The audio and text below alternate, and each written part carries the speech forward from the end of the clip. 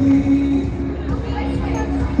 again, congratulations to our newlywed. Palakpakan po natin ating newlywed, Mr. and Mrs. Marlo Pistilos.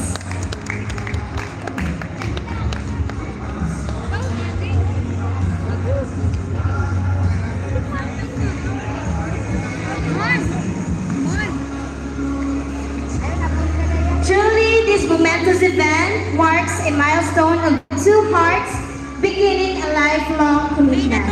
To everyone, thank you for taking time to be part of this journey of love, especially to those who traveled for so many miles or those who took a leave of absence. May magtisya na.